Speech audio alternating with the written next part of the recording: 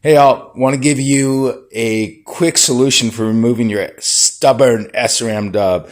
I tried everything and found a super simple solution. I found one guy who came up here, and what he did is he would just take his hand and hold this. But man, I couldn't do that. Even using this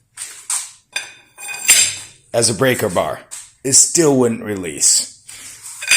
What I found is a super simple solution was I removed the bolt, the dust cap bolt. I know some of them have 2 pins. This one just had a 10 millimeter, and you got to do it, backwards because it's a backwards thread, but it comes off super easy.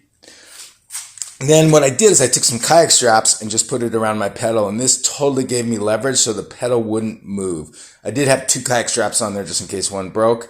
And then I just needed this little item here, and it just popped off. I mean, what was a struggle for 20 minutes of me banging around trying to get the bike off, once I put this strap on there, it worked great.